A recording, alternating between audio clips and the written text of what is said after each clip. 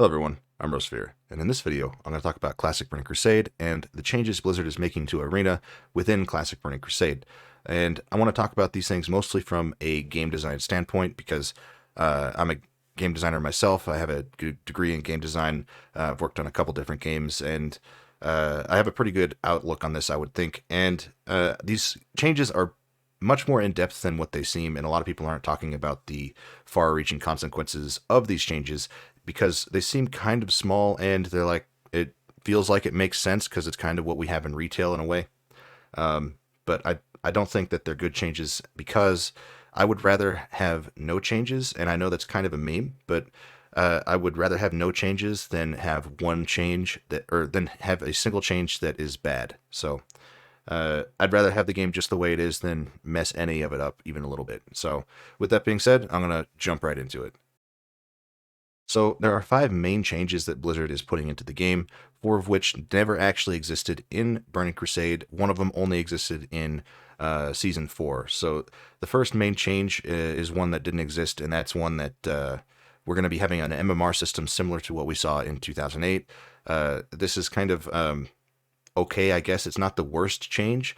It makes sense for queue times and things like that, because queue times in TBC at super high ratings were basically forever long, and you saw basically the same teams every single time. So the elo system's not exactly the best way to put together, a good like matchmaking system for ranked. But yeah, so this one isn't necessarily a bad change, but it does make it so that it's easier to get higher ratings within PvP.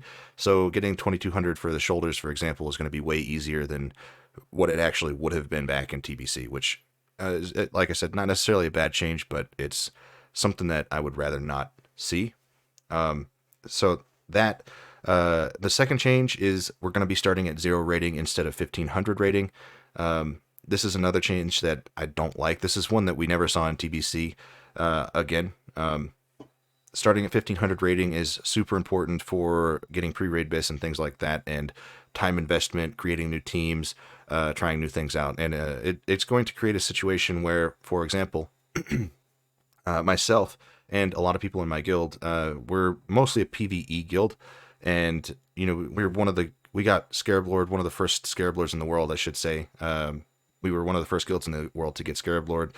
We do speed runs. We're a pretty decent guild, especially going into TBC. It's going to be much easier to maintain that. But as a guild master, and raid leading and all this other stuff that I have to deal with, it's going to be a huge time investment to put into PvP just to get to the point where I can start getting some of the lower gear with the ratings that they're adding in from Season 4, even in Season 1.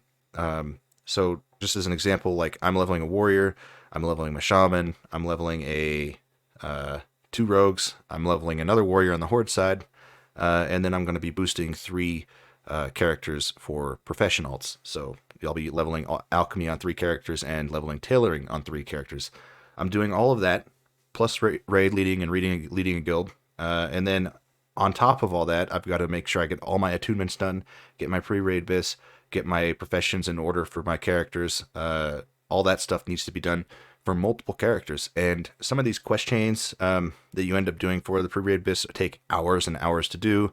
It's really super time consuming to get all of them done, especially on multiple characters. Then we have the attunement process, getting all the reps from the heroics, running dungeons all day long on multiple different characters. There's nowhere in that time slot that I have to put in a couple days here and there every week to PvP. Like, I just don't have the time. A lot of people in my guild are having the same issue. We look at it, it's like, well, we just can't get the gear now in Season 1 because there's so much to do once TBC comes out. It's going to take quite a while before we actually run out of things PvE-wise to do, where we can just kind of focus on raiding and not worry about doing attunements and doing all these other things. It's going to create a huge issue where we won't actually have time to be doing this in TBC, and it's really frustrating because I really wanted to be PvP a lot, and because of this, the time investment is just too much. I just don't have the time for it. So I probably won't be able to get into PvP until about Season 3, maybe late Season 2, but even at that point, it's like there's not really much of a reason to do it because I'll have better gear. So, most of my motivation for doing things in the game is just getting better gear. But that being said, uh, it just doesn't seem like a good change because it's increasing the time investment required in a game that already requires so much of people's time. It's not a good change, right? So that being said, the next major change is, and I guess it's not really a major change. This one's more of a cosmetic thing. They're adding a title to season one. I'm kind of okay with this. It's something I actually pretty much expected them to do because there was no like super like rank one title for season one. And they're kind of call it Infernal Gladiator. I don't really like that personally. It's not like a really cool title, but I mean, it doesn't matter. I'm not going to get it anyways. But and it's only cosmetic, so it doesn't have a super big effect on the game. I just wish they would have done something more significant with the name. I think it would have been cool to do like maybe a tribute to Wreckful and make it Wreckful Gladiator. Like it sounds cool, and it it would have been a cool tribute to put him in classic TBC or something like that. So I don't know. Yeah, with that being said, not a super big change, mostly cosmetic. It's not going to have that much effect on the game. But the biggest change, and this is mostly for the late game in TBC. So we have some of these changes affecting early game, some of these changes affecting the mid game, and this one affects the late game. It's making so that everybody, every season, so when season one goes into season two, this actually, yeah, when season one goes into season two, we're going to have everybody be able to buy the season one gear because season one gear no longer requires rating. And that's actually a big change. Not for season one, but it's a big change for season four. And the reason I say that's a big change is because back in TBC, if you didn't like, the rating never went away. The rating requirement never went away for the Vengeful Shoulders and the Vengeful Weapons. And that was that's fairly significant because they're good items and the Vengeful gear is really good gear. You can actually replace a lot of that gear with, you can use that as really good catch-up gear for raids. So everybody and his mother is going to be running around in full season 3 as soon as season 4 comes out because it's going to take like a week. Everybody's going to just jump into BGs, get fully decked out in season 3. People who never PvP are just going to be running around with these big dick weapons and the shoulders and all this stuff, and it basically destroys the prestige of the Vengeful season 3 gear. And that to me is really frustrating for multiple reasons, obviously, because people are going to be able to use it as quick catch-up gear. Everybody in BGs is going to be running around in full PvP gear. It's going to, massive amounts of resilience. It's going to kind of ruin the experience in BGs. It's going to take away the experience of what TBC actually was and actually should be because of that change. Most people can't get 2K rated ever just to get the Vengeful Shoulders, and it was a super prestigious item back in the day, and the weapon even was a pretty prestigious item. I don't really like that change. So that's another major change that didn't actually exist in TBC at all. And then the next and final change is the rating requirements for items. And this is not the biggest deal, but they're basically extending the Season 4 rating requirements to the entirety of Classic because they say they want it to feel consistent. I think it's just because they're lazy and they don't want to do a little bit of extra coding every single time or for every arena season, because it changed slightly every arena season in TBC. I kind of think that's what their reasoning is, but they're just saying, we want it to feel consistent. Okay, but a lot of people have pre-raid BIS in their season 1 gear. It would have been nice to be able to get that stuff. It's not a huge deal to not get it, but it's just really frustrating to have that walled off. It's basically sectioned off a piece of the game that most people won't be able to touch now because of that. And it was a huge incentive for people who never PvP'd ever. Like in my guild, there's quite a good number of people who just don't like PvP, especially in BGs. Like they love world PvP, but they just hate BGs and they hate arena.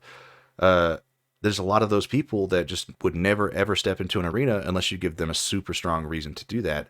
And a super strong reason is giving them pre-raid BIS within the arena, or even a couple items, in season 2. 1 or 2 items in season 2, just to give them a reason to go do it. And maybe they find out they like it. There's no incentive now for people who don't do PvP to actually jump into arena. And it's kind of frustrating because, again, it was a huge incentive and now it's just completely gone. It's like Blizzard took a big wall and they sectioned the game in half, and it's like, here's PvP, here's PvE. They don't intersect ever.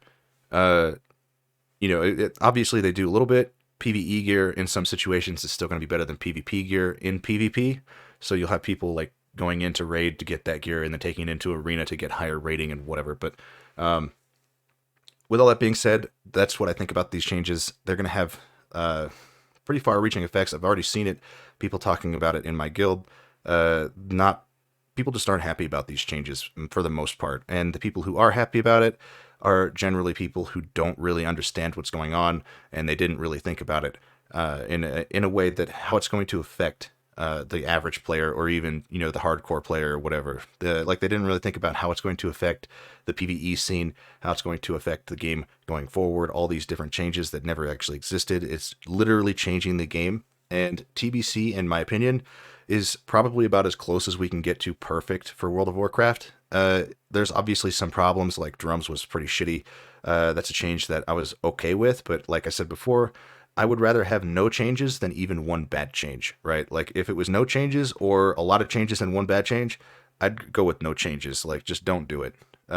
Leave the game alone. If you can't make good changes, you can't do things right, you can't think ahead and look at how these things are going to affect players, you probably shouldn't be a game developer in the first place, but you also shouldn't be making changes to a classic game that everybody loves. So, yeah, with that being said, if you like the video, make sure to drop a like, subscribe, and I will see you in the next one.